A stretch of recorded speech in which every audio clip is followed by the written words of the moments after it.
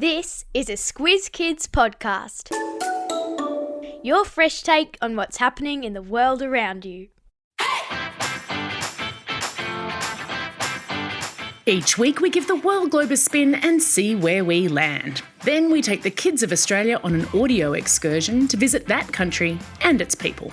I'm Amanda Bauer, and today on Squiz the World we're visiting the Marshall Islands, a country of only 58,000 people.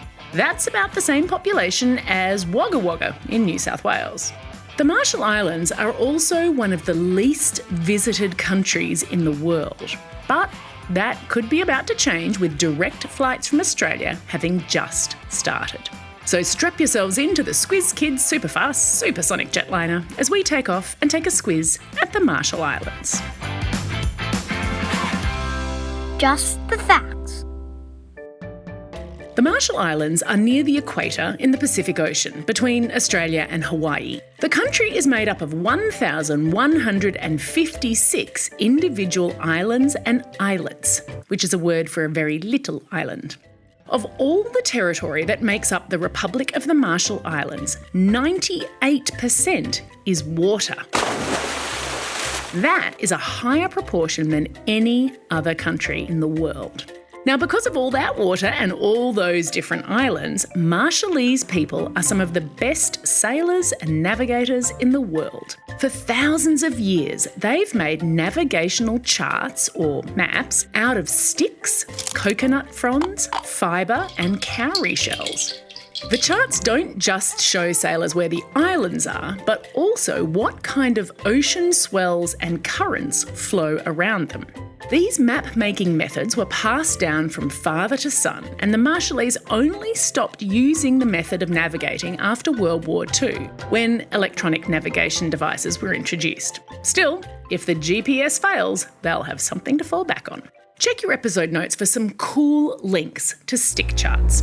Now, the Marshall Islands also contain the world's biggest shark sanctuary, which means that shark fishing is banned over 2 million square kilometres of ocean. There are also about 300 species of fish and 4 different kinds of turtles. If you like scuba diving, and I sure do, the Marshall Islands are a great place to visit. Whenever you travel, it's important to learn a few words in that country's language. It's a great way to show respect. So, let's learn the lingo. In the Marshall Islands, there are 2 official languages, Marshallese and English. English because the islands were under American control after World War II, and actually the American dollar is still legal currency in the Marshall Islands.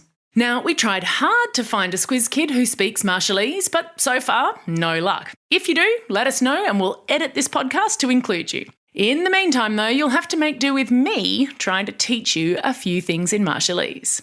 Here's how you say hello. Yokwe, which means love. Isn't that a beautiful way to greet someone with love? Give it a try. Yokwe. And here's how you say thank you. Komul. Your turn. Komul. Now that we can communicate a teensy bit, it's time for school. More than half of the population of the Marshall Islands lives on the island of Majuro, which also contains the capital. But in the outer islands, many people live on about $1 a day, and their lives are very different from yours and mine. The Arno Atoll community, for example, shares a couple of phones and cars between the 2,000 people who live there. They have no electricity or hot water, but they sure have amazing beaches. Check your episode notes for a really great day in the life of Arno Atoll, which comes from ABC Radio Australia. Now, in those outer islands, school looks very different to what we're used to. Most students have no textbooks and there are frequent power outages or, on the Arno Atoll, no power at all. So many of the outer island schools hold classes outside and they teach kids using song. School is compulsory and free until year 8. Then students take an exam to get into high school. If they pass, high school is free. If they don't, it'll cost them. And many kids can't afford to go. There are 3 high schools in Majuro, but if you live on the outer islands, you'll need to go to one of 2 public boarding schools and live separately from your family during term time. just like some Aussie kids do if their family lives in a remote part of the country. Now, I am going to bet that every kid in the Marshall Islands learns about one specific event in their country's history. And it's all about bikinis. What? Bikinis? Stay with me. I'll explain. Believe it or not. There's a group of islands called the Bikini Atoll in the Marshall Islands. The name comes from the Marshallese name for them, Bikini. Back when the islands were under United States control, the US conducted 23 nuclear tests there after the Second World War. As in, America exploded 23 nuclear bombs in the Marshall Islands after they'd dropped 2 nuclear bombs on Japan to end the war with them. The testing in the Marshall Islands lasted until 1958. Now, if you're anything like me, your first question is, what about the Marshallese people who were living on the islands? Well, they were moved away before the tests were done, but in 1970, about 100 people moved back to their Bikini home islands after being told it was safe to do so. 10 years later, scientists found dangerously high levels of radioactivity, which comes from nuclear bombs, among other things, in those people's bodies and in their water supply. Everyone was re-evacuated, and they are still fighting for compensation from the American government. So what does nuclear testing on the Bikini Atoll in the Marshall Islands have to do with swimwear? Well, the French designer who invented the skimpy 2-piece swimsuit first released it in July 1946, 4 days after the first bomb was tested in the Bikini Atoll. He hoped that his revealing new cosy would create an explosive commercial and cultural reaction. So he called it the Bikini. And he got what he wished for. When the swimsuit arrived in the United States, some states banned it for being too revealing and provocative. So there you have it. Oh, would you look at the time? We'd better wash our hands and get ready for dinner time. Perhaps not surprisingly, for a country made up mostly of water, the Marshallese eat a lot of fish. Okay, a lot is not very precise, let me be more specific.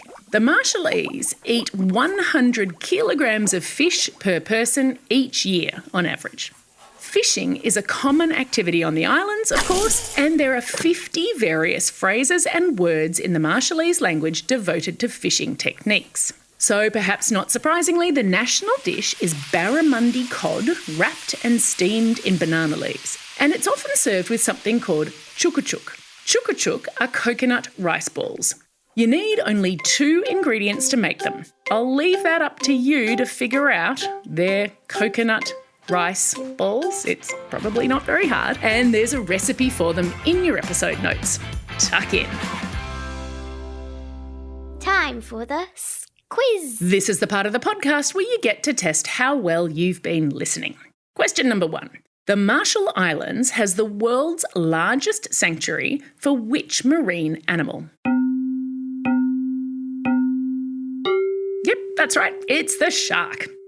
Question number 2. We said that residents of Arno Atoll shared 2 pieces of modern technology between them. What were they? You would have had to be listening really carefully. Congratulations if you got mobile phones and cars. And question number 3. For thousands of years, Marshallese sailors have made objects out of sticks, shells and coconuts to do what? I'll accept make a map or navigate. That's all we have time for today. Thanks for staying curious about the world and joining me on this incredible trip to the Marshall Islands. Now get out there and have a most excellent day. Over and out.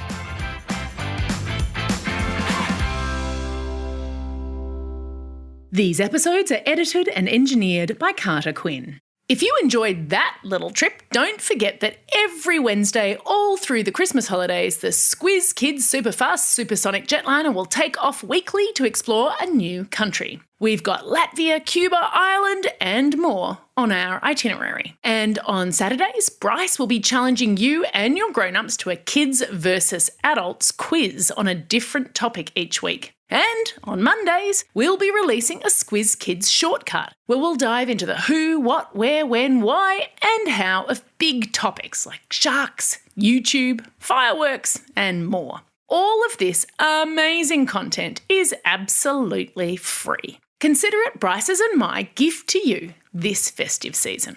And if you just can't get enough, don't forget about Newshounds, our brand new media literacy program for primary school kids. Your chance to join Squizzy the Newshound as he sniffs out the truth on the internet. If you're keen to know more, head to www.squizkids.com.au. And of course, if this is the first time you've come across us, Squiz Kids Today is a free daily news podcast during the school term, a kid-friendly take on the big news headlines, and we're available wherever you get your podcasts or on our website, squizkids.com.au.